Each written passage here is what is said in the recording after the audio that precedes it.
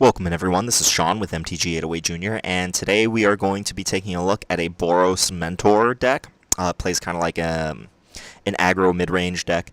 Before we jump into that though, just want to make sure everyone knows about our upcoming series of events. Here we are with our calendar. We have 5 straight weekends of events leading up to, with the 5th event being, of course, our Youth Championship Scholarship Tournament. November 4th over at the Planet, we have Youth Standard Pauper, that's a Sunday. November 11th, also a Sunday, Youth Standard Pauper over at Westside Comics in Kapolei. November 17th, it's a Saturday, Youth Standard Pauper over at Minikyu in Mililani. On November 24th, Youth Standard Pauper back at the Planet in town. That's a Saturday as well.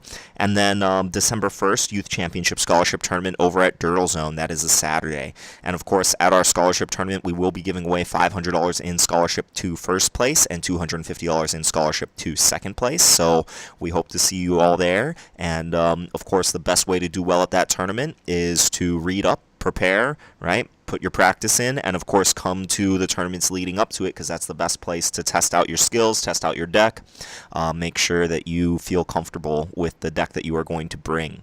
Alright, with that said, we've got an exciting new archetype here, Boros Mentor. Of course, there will be a link to this text version of the deck in the description of the video. You can check that out if you want.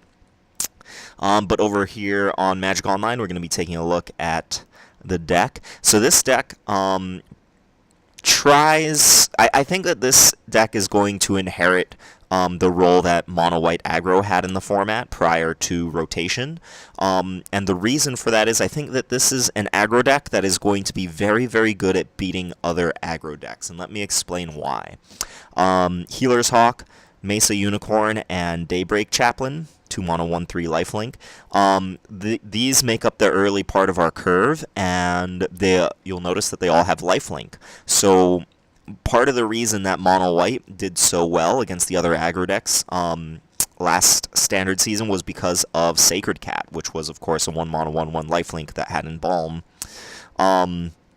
And then the deck just did a really good job of playing a Sacred Cat game, making sure that you had the lifelinkers to kind of race the other aggro decks. And then, of course, they supported Sacred Cat with a curve of really powerful creatures. So we have the bottom of our curve being a whole bunch of these lifelink creatures. And then the top of our curve is a whole bunch of mentor creatures that are going to do their best to kind of try and pump up our lifelink creatures. So 4 Wojek Bodyguard, 3 mana 3/3 mentor. Wojek Bodyguard can't attack or block alone. Luckily, there are 25 total creatures in this deck, so you know, it's possible that if they have a chunk of removal, they will be able to strand this guy, but I think most times Bodyguard will be able to attack and just be a really, really efficient 3-drop that will hopefully, you know, make one of your lifelink creatures bigger. Blade Instructor, also a 3 mana mentor card with 3 power, so it can also pump up any of our early drops. So 3 mana 3/1 with mentor. The one toughness on this guy is pretty disappointing, but it is the only other mentor card that we really have access to at 3 mana. You know, you're going to get an attack in with this guy. They're probably going to snap trade it with whatever creature they have. And then, so you want to make sure that you're getting a use out of your mentor trigger. So make sure that you have one of your early game plays. Parhelion Patrol, 4 mana 2/3 flying vigilance with mentor. Having only 2 power and mentor means that this guy won't be able to buff up a whole lot on its own, but you know, your 3 drops can mentor onto it, and then this guy can mentor onto other things. Also, we are playing Daybreak Chaplain here, the 2 mana 1/3 lifelink instead of Bishop Soldier, the other 2 mana 2/2 lifelink, just so that, you know, we have a couple more targets for Parhelion Patrol. And then the last card on the curve here, Barging Sergeant, 5 mana 4/2 haste with mentor. Again, having the low toughness means that they will probably just snap trade with this, so you want to make sure that you get your mentor trigger with this guy right away. But that's the curve of the deck, right? The mentor creatures at the top of the curve, the lifelink creatures at the bottom of the curve. This should be able to go toe-to-toe with any of the other aggro decks that are out there, just because, you know, lifelink is so good in the aggro mirrors. And then our spell suite is really designed to just help take advantage of the mentor mechanic. I think short sword, we saw it last season do work in a whole slew of aggro decks. I think that mentor is the best mechanic that short sword can pair with. So 1 mana artifact equipment, equipped creature gets +1/+1, and of course it costs 1 mana to equip it. So let me just paint a picture for you here. You have let's say you have 2 Wojak bodyguards. Okay. You play your short sword, attach it to one. One of them is a 4/4 now. You attack with both of them. The 4/4 can mentor onto the 3/3, and now you have 2 4/4s. And then the next turn, you have a 4/4 and a 3/3 with the short sword on it, making it a 4/4. You move the short sword over to the 4/4, making it a 5/5, and then it can mentor back onto the 3/3. And so you can just like kind of ping pong the short sword around to make your mentor creatures just continue to buff each other up. Of course, sticking short sword on Parhelion Patrol means that it can start buffing up Mesa Unicorns and such. So short sword just really allows you to get the most out of your mentor. We have 1 Jousting Lance here just because, have it.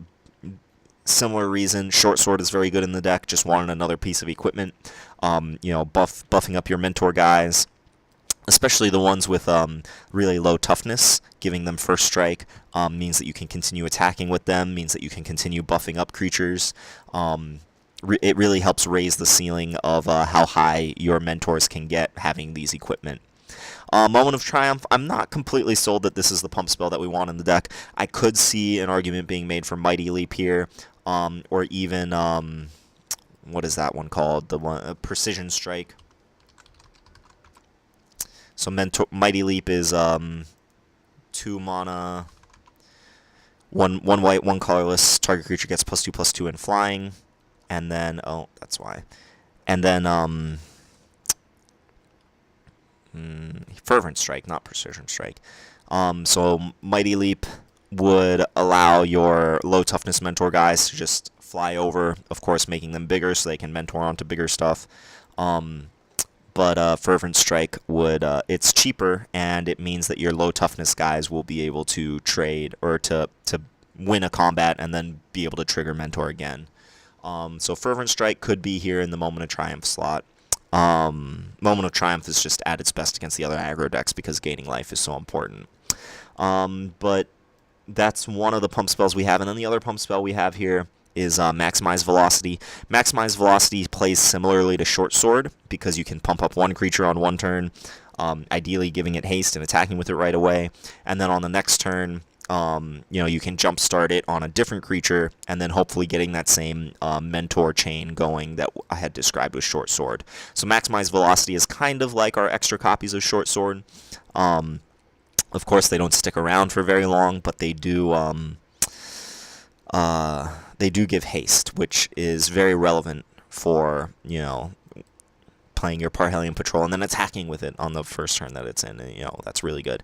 And then the last spells that we have in the deck are just Shock. Shock is just good. We don't have...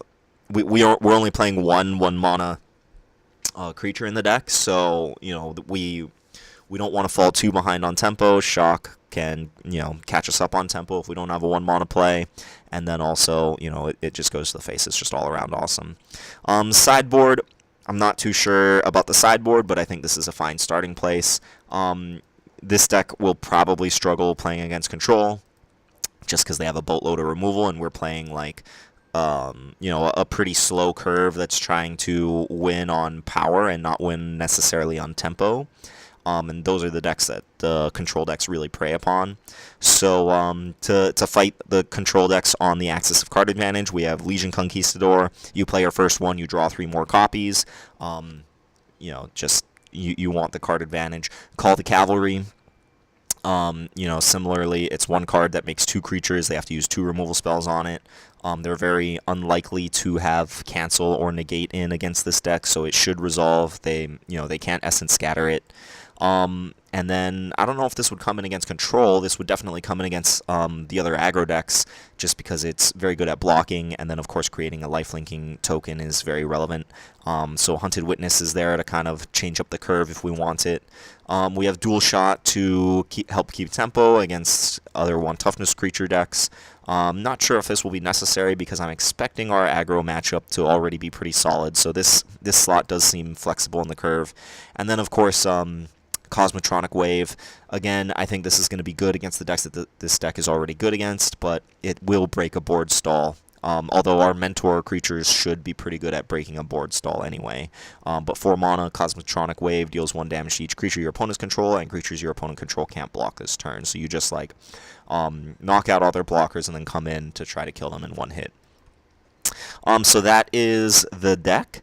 I think that this is a pretty solid deck. I think that the position that it has in the metagame of being an aggro deck that beats the other aggro decks will be, you know, pretty appealing.